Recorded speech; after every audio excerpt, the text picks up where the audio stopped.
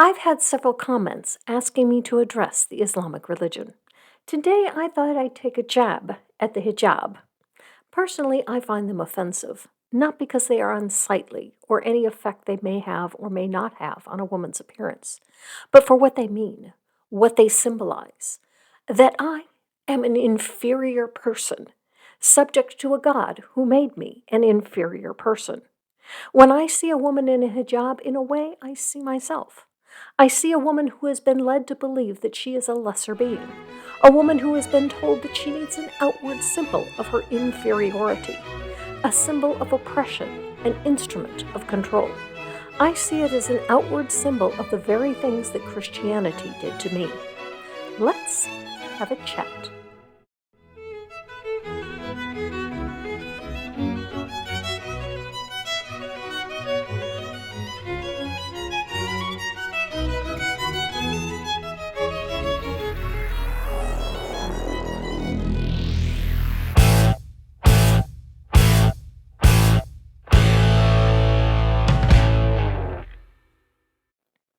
Hello and welcome. Thank you so much for joining me, and especially to my patrons and channel members. When I was on the line, I expressed my disdain for the hijab. Some pushed back and said women should be able to wear whatever they want. True. But I can still be disgusted at the symbolism. If I see a woman in a Confederate flag, I will find that disgusting. And while I wouldn't challenge her right to wear it, I am going to feel contempt for her politics. With the hijab, I don't feel contempt for the woman that wears it, but for the religion that says that she should or must, depending on where she lives and what sect she belongs to. I don't know much about the Islamic faith or the Quran, so what I'm using for source material comes from the internet. Muslims, if you feel I am misrepresenting your position, let me know in the comments, and then get some better material available so that people like me can get your position right. Also, if I'm mispronouncing some of these words, it's because I have no idea how they are supposed to be pronounced, so I'll pronounce them as I see them, phonetically. According to al-Islam.org, Islam has strongly emphasized the concept of decency and modesty in the interaction between members of the opposite sex. Dress code is part of that overall teaching. There are 2 verses in the Quran in which the Almighty Allah talks about the issue of decency and hijab as defined earlier. This site quotes An-Nur 24:30. Say to the believing men that they should cast down their glances and guard their private parts by being chaste. This is better for them. The author comments on this. This is a command to Muslim men that they should not lustfully look at women other than their own wives in order to prevent any possibility of temptation. They are required to cast their glances downwards. This is known as hijab of the eyes. This is similar to the command in Christianity for a man to not look at a woman with lust. A ridiculous command, because if a man looks at a woman, how he feels when seeing her isn't in his control. The Bible never says that women are not to lust, only men. Most Christians see this as a command to both sexes, but the reality is the authors would never have given a thought to the sexual desires of women, since they weren't even people in the Bible. They were property. What a woman wanted or desired meant no more than what the cow wanted. I'm wondering why it's okay for a Muslim man to lust after his wife. What if he's at work and thinking about her and lusting after her? Is that okay? The same site then says that verse 31 gives a similar direction to women. Say to the believing women that they should cast down their glances and guard their private parts. The author comments, this hijab of the eyes is similar to the teaching of Jesus, where he says, You have heard it was said by them of old time, You shall not commit adultery. But I say unto you that whoever so looks on a woman to lust after her has committed adultery with her in his heart. So if you see a Muslim casting his/her eyes downward when she is talking to a member of the opposite sex, this should not be considered as rude or an indication of lack of confidence. She is abiding by the Quranic as well as biblical teaching. I don't know about you, but when I meet Muslim people, I don't see them casting down their glances. Maybe the Muslim people that I have met aren't very spiritual. Where are they supposed to be looking? Should a man be looking at a woman's chest, her vajayjay, her knees, the floor? How far down is the glance supposed to go? Are they supposed to walk around with their eyes down all the time just in case a person they might lust after appears in their visual field? Both men and women are directed to cover their private parts. That's fine. No issue there. But the next part of the verse is the dress code, according to the author. And not to display their beauty except what is apparent, and they should place their kimur over their bosoms. I'm only seeing a direction to cover the boobs, not the head. It would seem the Quran is fine with a woman displaying her natural beauty, which would include her hair. Last time I checked, hair was apparent. The author explains, what is the meaning of kumar? Used in this verse, kumar is the plural of kimar, the veil covering the head. See any Arabic dictionary like Lisanu Larab, Majma'ul Labaran, or I'm not even going to pronounce the rest of that, which is the most popular dictionary in the Arab world, defines al-kamar as something with which a woman conceals her head. Fakhru ad-Din al-Turai, forget the rest of that, which is a dictionary of Quranic and Hadith terms, defines al-kamar as scarf, and it is known as such because the head is covered with it. So the word kamar, by definition, means a piece of cloth that covers the head. Then what does the clause placing the kamar over the bosoms mean? According to the commentators of the Quran, the women of Medina, the pre-Islamic era, used to put their kamar over the head with the two ends tucked behind and tied behind the back of the neck, in the process exposing their ears and neck. By saying that place the kamar over the bosoms, Almighty Allah ordered the women to let the two ends of their headgear extend onto their bosoms so they conceal their ears and neck and upper part of the bosom also. This is confirmed by the way the Muslim women of the Prophet's era understood this commandment of the Almighty Allah. The Sunni sources quote la Mumin Aisha, the Prophet's wife, as follows: I have not seen women better than those Al-Ansar, the inhabitants of Medina. When this verse was revealed, all of them got hold of their aprons and tore them apart and used them to cover their heads. So the women of Medina were so bad at anatomy that when they read a verse telling them to cover their bosoms, they covered their heads instead. Any modern women are to follow this example of piety? Fine, but weird. The meaning of kamar, text in which the verse was revealed, clearly talks about them concealing the head and then using the loose ends of the scarf to conceal the bosom. It's absurd to believe that the Quran would use the word kamar, which by definition means cloth that covers the head, only to conceal the bosom, with the exclusion of the head. It would be like saying to put your shirt around your belly or your waist without covering your chest. However, this site says kumar just means cover, any kind of cover. A shirt, pants, even a tablecloth is kumar. It even refers to alcohol as kumar of the mind, as it covers the mind. This second site criticizes those who take kumar to mean a head covering, saying traditional scholars insist that God issued a command for women to cover their hair. They refer to 2431 to make that claim. The fact that the words hair and head, not found in 2431, should be sufficient for any biased reader to conclude that there cannot be a command to cover parts of the body if these parts are not mentioned in the first place. Nevertheless, traditional Muslim scholars manipulated the words in 2431 in order to enforce women to covering their hair, but in reality they are enforcing their culture on women and claiming it is God's law. The utter lies saying something is haram and claim it is God's law is regarded by God as one of the greatest sins. It would seem the Muslims have the same problem as Christians. They can't agree on what their holy book means. It seems that their God is just as bad as the Christian God at communication. Professor Plink, I have another student for your communications class. Allah needs to brush up on his skills as well. Oh yeah, I'd be happy to enroll in some of my basic communication courses. Back to the first website. Finally, the verse goes on to give the list of the mahram male family members, in whose presence the hijab is not required, such as the husband, the father-in-law, the sons, and others. Why not? If the purpose of the hijab is to demonstrate modesty and faith, I get no longer needing modesty in the home with one's mate, but an adult woman should still be modest in front of her father, son, and others. More importantly, if this is supposed to be a symbol of piety and faith, does a woman lose her faith when she enters her home? I would hope not. The fact that she's free to take it off in her home tells me that wearing this isn't the symbol of faith that the videos we will get to in a few minutes claim it to be.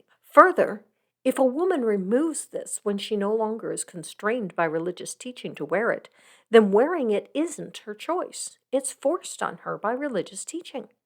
If Allah doesn't like the sight of hair, why limit covering it to females? More importantly, if Allah is a creator God, why doesn't he make people with no hair if he finds hair offensive? The real answer is the hijab has nothing to do with modesty or covering hair. There is nothing modest about covering one's hair or immodest about not covering it. Alice captured this idea perfectly. What if it was agreed that proper was wearing a codfish on your head? One is no more modest for wearing something that society doesn't consider to be necessary for modesty than one is more modest for putting a codfish on their head. If anything, it should be considered immodest. The definition of modesty is the quality of not being too proud or confident about yourself or your abilities, or propriety in dress, speech, or conduct. Since there is nothing improper about not wearing a head covering, then the hijab should be seen as more of a symbol of humility. Part of being humble is not drawing attention to yourself, yet the hijab does just the opposite. Because a woman in a hijab is not the norm in our culture, wearing it draws attention. If the command is to avert one's eyes and not look at other people, then wearing a hijab runs counter to the command, as it draws the eye. Further, if the point is to demonstrate one's modesty or faith, men are called to modesty and faith in that religion too. Why not require the men to wear it? This is my problem with the garment. It isn't about faith or pleasing God. It's about controlling women, right down to what they wear. Do I have a problem with other religious garments? Yes. The Amish bonnets are silly. There's a reason these went out of style. Wearing them tells me that you are stuck in the past and refuse to learn and grow in what the world has to offer. The nun's habit is ostentatious, even more so than the hijab. It draws your attention and yells, "Look at me! Look how pious I am!" Same with a priest's robes or a cardinal or a pope's hat. The whole point of the garment seems to me is to lord over others how pious and holy you are. When we look at the track records of these people in these holy garments, they are all but pious and holy. They are often the most vicious, greedy, and abusive people on the planet. The Mennonite caps aren't as bad. Some of them are even difficult to see at first glance. If a head covering really was pleasing to God, it seems to me that this would be the better way to do it. Or how about just a bow in your hair? I remember as a small child the straw hats with elastic chin straps that we had to wear to church. They were itchy and uncomfortable. One day my mom didn't make us wear our hats, and of course the boys never had to wear hats. A little girl in the pew behind us wanted to take off her hat, and her mother wouldn't let her. I heard her say to her mother, "They aren't wearing hats," referring to my sister and me. Her mother said, "She has a bow in her hair, so it's okay." So gods are happy when women and girls have something in their hair, and they get upset when they don't. And yet in synagogue, the men wear kippah and the women have their heads uncovered. And yet, Yahweh, Allah, and the Christian God are all supposed to be the same person. Can he not make up his mind whether he wants the men to cover their heads, the women, or both? Or again, is this God just so bad at communication that he can't seem to express what it is he wants in a way that his own people can understand it? From what I hear from Muslim women, it reminds me of the Ferengi from Star Trek. Is this a female? A human, female, attack? It's true. You work with your females, arm them, and force them to wear clothing. While the Ferengi don't use religion as a basis for discrimination, they clearly disdain females and consider them sexual objects. While the hijab is supposed to accentuate modesty, I think it does the opposite. It sexualizes women in a different way. Wearing it puts them in a position of inferiority.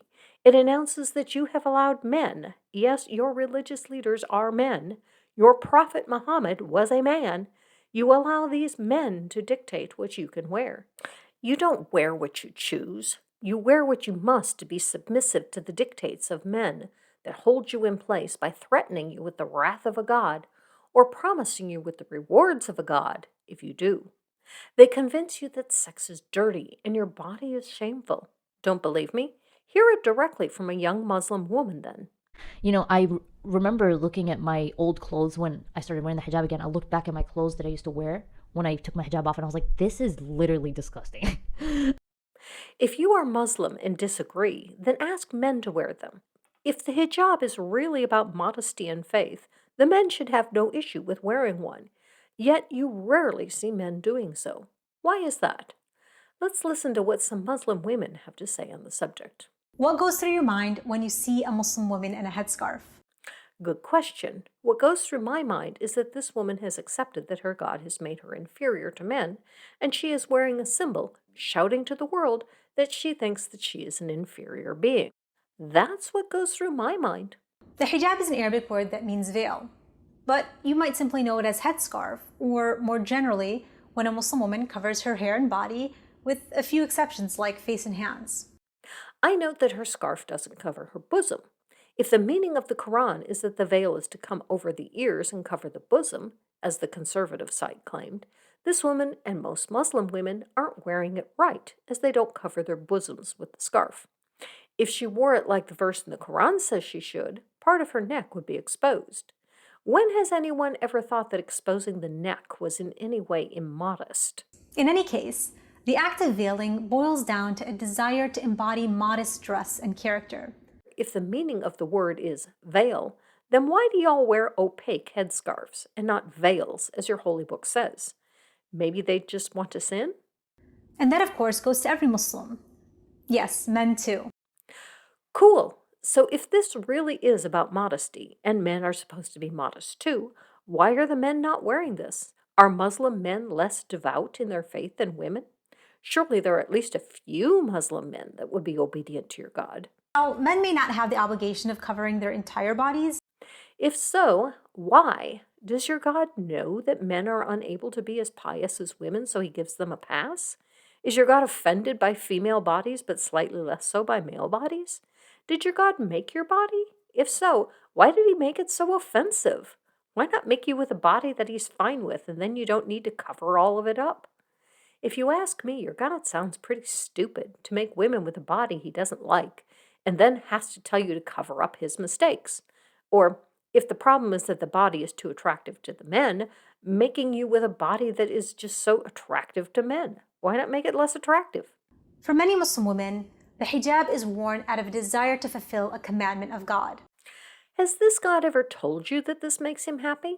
Do you get a better place in heaven or something similar for dressing like this?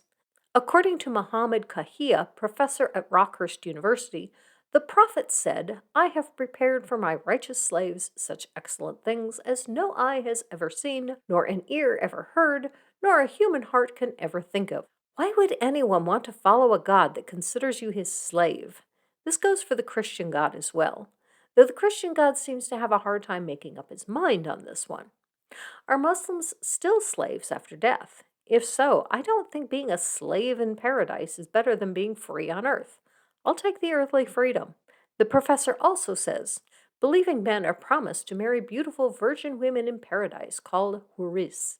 Some people tend to argue, then what will women get? Actually, the Quran makes no distinction in reward between men and women. They shall not be dealt with unjustly. Oh, so Allah is fine with lesbians? If all of the Muslims, both men and women, are getting virgin women in heaven, where are all these virgins coming from? In looking up what the Quran has to say about homosexuality, it seems the Quran is about the same as the Bible. Sex between men is forbidden, but sex between two women isn't expressly forbidden. The faithful just find it there because that's what they want to be there. Though they do say that anal sex is forbidden, both with men and women. This God is so stupid. Why would God make men with a G-spot on the anus and then tell them not to use it? If this God really doesn't want people to engage in anal sex, then make it so it's not pleasurable. Problem solved. Allah seems to be just as lacking in problem-solving skills as the Christian God. I find your God's lack of problem-solving skills disturbing. For others, it can also be an opportunity to outwardly express their Muslim faith. So it's like a nun wearing a habit. You aren't being modest, you're asking people to look at you, you're Muslim. And so you think of yourself as being more modest and humble because you proudly proclaim to the world which God you serve? Sorry, I don't see you as succeeding in either of these goals. And for still some more, it's a rejection of societal standards that constantly objectify and sexualize women. This one I'm good with. If the reason you dress this way is you don't want to be sexualized, that's fine. But then it has nothing to do with your religion and everything about sticking it to the culture you live in. More power to you. You do realize, though, that when this dress code was written, it wasn't intended this way. This was the norm of how women dressed then. Also, you should be fine with a nun's habit or an Amish woman's clothing. If this has nothing to do with your religion, then the style of the covering shouldn't matter. I seriously doubt that you would be fine with trading your scarf for an Amish bonnet. Why is it that the hijab is made out to be some horrific symbol of oppression? Because Muslim men have said that it's okay to rape a woman if she isn't covered. It's because Muslim men have used the dress code in a way to control women. Under Sharia law, women are limited in education, employment, and even rights to health care. Women in some countries under Sharia law are required to have a male guardian. They have no say in who they marry. They can't divorce, get custody of their children, or even travel abroad. Sharia law is based on the Quran. Is it a misunderstanding of the Quran? That's for Muslim people to work out. If they are as bad at trying to figure out what their God wants as the Christians are, it will never happen.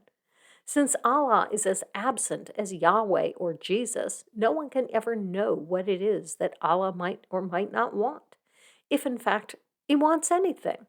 It should be clear that none of these gods are capable of communicating with humans. All of them claim to have made humans, and some even say that they are all the same person.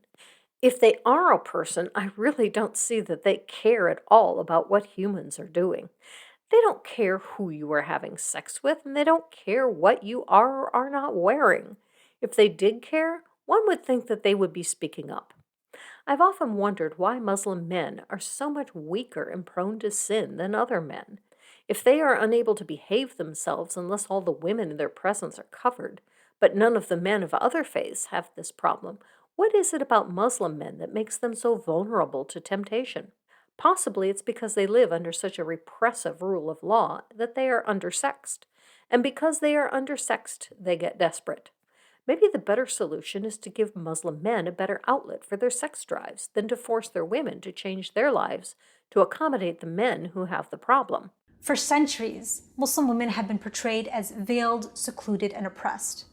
We're merely victims of a barbaric religion in need of being rescued. By creating the story of the poor, helpless Muslim woman locked in an oppressive culture, one is naturally inclined to feel pity, sympathy, and outrage. And it's these very emotions that have been used to justify military intervention and imperialism. She makes a good point that these should not justify imperialism, but I do look at her with pity. Pity that she has been brainwashed into thinking that she needs to cover her body to please a God that doesn't care what she's doing with her body because that God doesn't exist. I look at her with the same pity that I look at Christian women. And I was brainwashed in the same way. I accepted that it was my lot in life to be the inferior sex because that was the way God made me, and who was I to question what God did? The Bible also says that in heaven the last shall be first, implying that women will get their due in the afterlife. However, when you read Revelation, you see that that isn't the case. Even in heaven, it's still the men on the thrones. So while I do pity her, I don't pity her any more or less than any woman in any other religion, made by men to control women. It's just that she makes it more obvious that she is an oppressed woman by the way she dresses. Unlike most Christian women, where I can't tell the oppressed from the not oppressed. The irony of it all is that even when Muslim women speak up and voice their commitment to wearing the hijab, their voices time and again are silenced. And despite this clear act of empowerment, these same women are told, no, you say liberation, but we see the oppression in your eyes. I don't see oppression in your eyes. I hear it in your words. You say this is your choice, what you want. Well, here's a test for you. Suppose that Allah personally appeared before you and said that he didn't care about your body covering. Suppose he said that he made you a beautiful body that could be enjoyed by all. Suppose he said that he was fine with whatever you wanted to wear, but he hoped that you would choose clothing that is either the most comfortable for you or made you the most attractive that you could be. If Allah said that to you, would you wear the same outfit tomorrow? If so, then you aren't wearing that outfit for the reasons you claim. It isn't to express your faith, as your God just told you that it wasn't as pleasing to you as you thought. If you would wear something different tomorrow, then these clothes still are not your choice. They are what was dictated to you by the men in power that decide the rules of your faith. Yeah, it's a damned if you do, damned if you don't situation. If you weren't raised in the culture you were, it's unlikely you would choose that style of dress for yourself. Your clothes aren't about obedience to a god. They are about obedience to a male-dominated culture that tells you what you must wear. And as much as you say this is your choice, I would believe you, but only if you felt the freedom to make a different choice. Until you can honestly say that you feel you have the freedom to wear whatever you like, I'm not buying that this is your choice. I'm not buying it any more than anyone should have bought from me that I was fine with being subservient to my husband when I was a believer. I would have said that I was, and I did think that I was. It wasn't until I had the freedom to be my own person, not the servant of my husband, that I understood that being subject to my husband was not my choice. I thought it was, but it wasn't. It was a position I was forced into with the promise of being pleasing to a God if I did. That is where I see you, trying to please a God that isn't there, wasting your life on a God that doesn't care. If you really want to wear that, go right ahead, but don't tell me it's your choice until you have the freedom to choose otherwise. No threats or promises of things that you cannot know the truth of attached. In 2008, Gallup conducted a poll of 50,000 Muslims from 35 countries. The results? The majority of Muslim women don't see Islam as a hindrance. I'm sure you would get a similar result from a survey of Christian women. And yet, time and again, like me, when women get out of the religion, they see the hindrance, the hypocrisy, the way it controlled them, something they didn't see while they were immersed in it. So yes, I view you the same way I view women stuck in Christianity.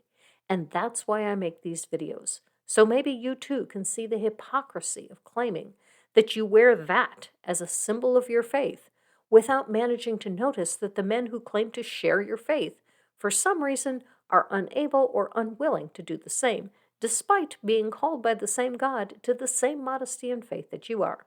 Explain that one to me. Muslim women, both today and throughout history, have created incredibly powerful legacies. The only incredibly powerful legacies from Muslim women that I know of are Malala and Mahsa Amini, both of whom built their legacies on defying Muslim law. Malala for wanting an education, and Amini for wearing her hijab too loosely. Malala wears her hijab loosely as well, as described in the Quran verse I read earlier. The Iranian men patrol and beat women who don't wear a hijab or wear it in the way that they think it should be worn. Until that stops, don't tell me that women wear this voluntarily. Some might, but clearly not all. And even if you do so by choice, the fact that many wear it under threat means it is still a symbol of oppression, just as wearing a Confederate flag is still a symbol of oppression. So forgive me if I have no respect for you wanting to wear a symbol of oppression. That you want to wear what your sisters are wearing under threat makes a mockery of the freedom that you have. It's like getting the right to vote and then not voting. Yes, it's your right, but you are squandering what others long to have. Let's look at a bit of the story of a young woman who took her hijab off for a while. The outfits kept getting progressively worse and worse and worse and worse. And the thing is, at my high school, girls had no problem dressing in a way that was not deemed appropriate in other schools. I'll put it at that. Okay. So how bad was it? Miniskirts? See-through tops? Was there no dress code at all at this school? I prepared this outfit that was gonna start to show a new patch of skin that I never exposed before, okay? I never, thankfully, went above my knees, but I was about to expose, like, my shins and stuff like that, and that's next level. Horror of horrors! She was about to expose her shins. Seriously, she thinks this is what immodesty is. She considers this to be an unacceptable manner of dress, and yet if I walk outside my house, I doubt I'll find more than 2 women in 50 that have their shins covered. That is what this culture does to you. It makes you think that this manner of dress is normal. It isn't.